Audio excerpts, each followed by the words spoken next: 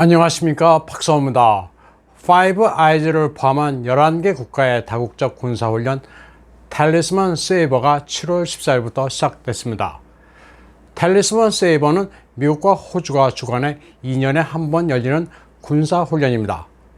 호주 동해안에서 치러지는 올해 훈련은 참가국이 가장 많습니다. 가장 최근은 2019년 훈련으로 모두 8개국이 참가했습니다. 훈련 내용은 퀸슬랜드 해안에서의 상륙, 여명을 틈탄 돌격 훈련 등을 포함합니다. 이 훈련은 2005년부터 시작돼 지금까지 8번 치러졌습니다. 올해 훈련에는 미국, 호주, 영국, 일본, 캐나다, 뉴질랜드, 한국도 참여합니다. 중화권 매체들은 이 훈련에 중공과 협력 관계인 한국이 병력을 파견하는 데 대해 의아해하고 있습니다. 텔리스만 세이버에 처음으로 참가하는 한국은 4,400톤급 구축함 왕건함과 헬기 한 대, 그리고 240명의 병력을 보냈습니다. 한국은 중공과 전략적 동반자 관계인데다 쿼드에 참여하라는 미국의 요청을 거부해온 터라 상당히 이례적으로 받아들여지고 있습니다. 또 서방 세계가 홍콩과 신장 위구르 문제와 관련해 중공을 압박할 때도 한국은 이를 비난하기를 거부해왔습니다. 한국 국방부의 부승찬 대변인은 중국 견제 차원에서 훈련에 참가하느냐는 질문에 어떤 특정 국가를 대상으로 하는 것은 아니며 연합작전 수행 능력 향상을 위해 참가하는 것이라고 말했습니다. 중공 랴오닝 사회과학원 조선 한반도 연구중심의 류차오 주임은 이와 관련해 부승찬의 발언은 논리에 맞지 않는다는 견해를 피력했습니다. 그는 러시아 통신사와의 인터뷰에서 한국 측이 어느 특정 국가를 겨냥한 게 아니라고 했지만 말도 안 된다면서 이와 유사한 모든 군사훈련은 중공의 칼끝을 겨눈 것이라고 밝혔습니다. 중공 견제 성격이 확실한 텔리스만 세이버에 한국군이 참가한 이유를 두고 여러 가지로 추측만 해볼 뿐입니다. 한미 정상회담에서 타이완 해협, 남진하해 같은 중공이 껄끄러워할 단어들이 등장했었습니다. 일단 텔리스만 세이버에 한국군이 참여하는 것은 상당히 긍정적입니다. 관건은 2018년 이후 중단된 한미연합훈련이 재개되느냐입니다. 한미연합훈련은 북한의 비핵화를 유도한다는 이유로 중단됐지만 북한의 핵미사일 위협은 갈수록 증대되는 것으로 나타나 훈련 중단의 명분은 이미 사라졌습니다. 이런 상황에서 당장 목전으로 다가온 한미연합훈련에 대해 어떤 결정을 내릴지가 초미의 관심사입니다. 이 밖에 프랑스, 독일, 인도, 인도네시아는 참관단을 파견했습니다. 참가 병력은 11개국 1만 7천 명입니다. 18일 동안 계속되는 이 훈련은 중공을 겨냥한 것이고 중공도 이 점을 잘 알고 있습니다. 중공은 전자정찰함 토항성호를 퀸슬랜드 해역에 파견해 훈련을 감시하고 있습니다. 7월 13일 바이든 행정부가 지명한 쿠바계 해군 장관 카를로스 델 토로는 상원에서 만약 자신의 지명이 통과되면 중공의 위협에 전력으로 대처하겠다고 약속했습니다. 미국과 타이완을 보호해 인도태평양에서의 이익을 지키는 미국의 해양 전략을 잘 추진하겠다고 밝혔습니다. 가능한 한 모든 방법을 동원해 타이완을 지킬 것이라는 말도 했습니다. 텔리스만 세이버와 동시에 미국, 영국, 네덜란드 세 나라의 해군은 아덴만에서도 별도의 연합훈련을 갖습니다. 이 훈련에 미국은 레이건 항모 전투단과 이오지마호 강습 양육함을, 영국은 퀸 엘리자베스호 항모 전투단, 네덜란드의 호위함이 참여합니다.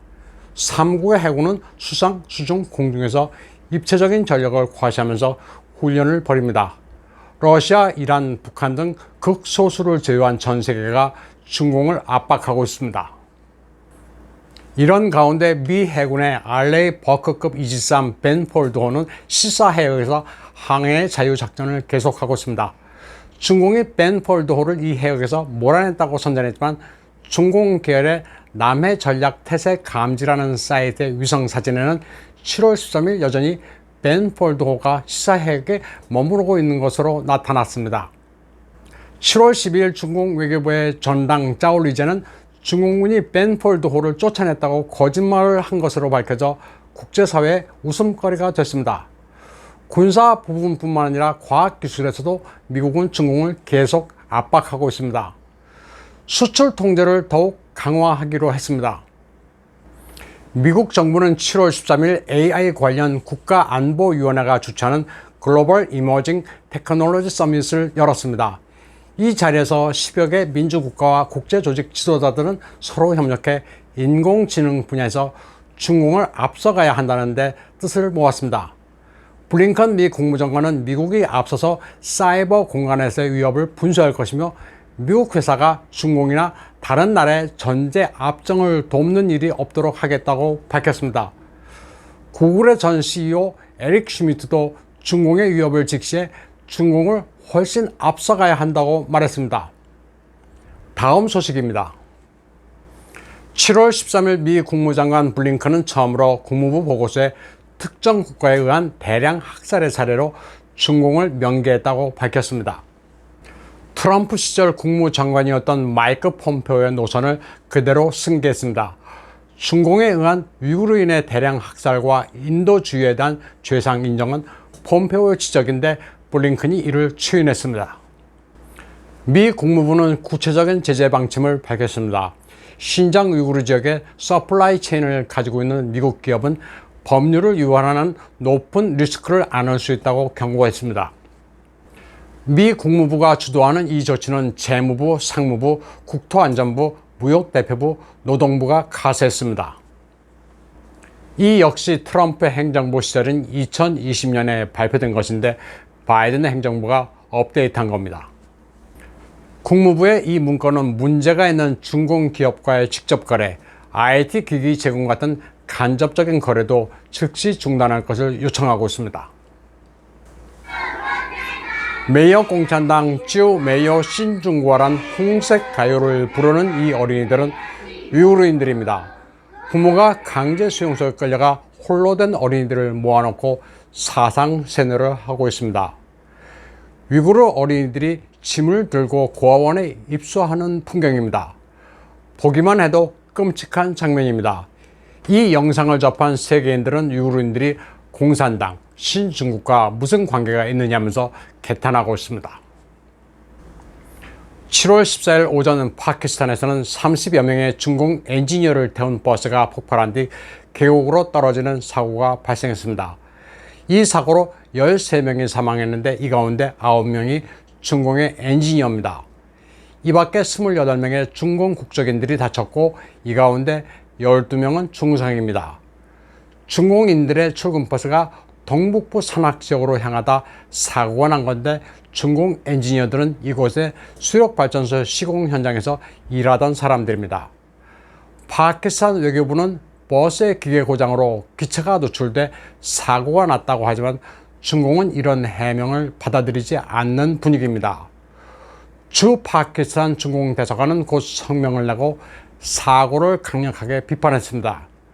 그리고 현지 교민과 기업인들에게 안전에 각별히 주의할 것과 불필요한 외출을 삼가라고 권고했습니다. 중공 외교부의 짜올리젠 대변인도 파키스탄을 비난하면서 사건을 조속히 조사해 범인을 엄벌하라고 요구했습니다. 파키스탄은 일단 기계 고장으로 인한 사고라는 입장인 반면에 중공은 외부 공격이나 시한폭탄 공격 같은 외부 요소로 보고 있습니다. 파키스탄 다수 수력발전소 공사 현장에서 일하던 중공 엔지니어를 겨냥한 테러의 가능성도 있습니다. 월스트리트저널은 다수 수력발전 프로젝트는 중공 파키스탄 경제회랑의 일부로 1대1로의 플렉십 사업이라고 전하고 있습니다. 이 경제회랑이 완성되면 신장 위구르에서 파키스탄을 거쳐 곧바로 인도양과 연결됩니다. 중공은 1대1로 항목에 수백억 달러를 투자해 파키스탄의 경제적 번영을 안겨줄 것이라고 선전하고 있습니다. 하지만 이는 빚으로 올가매는 함정으로 중공이 파키스탄 관리들을 유혹하기 위해 뇌물을 찔러주고 있을 뿐이라는 비판이 높습니다. 다른 지역과 마찬가지로 1대1로는 현지 관리의 부패를 조장하고 있으며 현지인들의 생활 개선과는 거의 상관이 없습니다. 때문에 현지인들의 불만도 고조되고 있습니다. 한 예로 4월 21일에도 파키스탄 발루치스탄주 퀘타의 한 호텔에서 폭발 사건이 발생해 5명이 사망하고 12명이 다친 적이 있습니다. 당시 호텔에 숙박하던 중공대사 농롱은 호텔 밖에 있던 덕분에 요행으로 목숨을 건졌습니다. 이때 폭발 사건도 중공대사를 노린 것이라는 이야기가 파다했습니다. 때문에 이번 버스 폭발 사고도 중공의 행태에 불만을 품은 세력이 고의로 감행했을 가능성이 높습니다. 오늘 방송은 여기까지 하겠습니다. 시청해주신 여러분 감사합니다.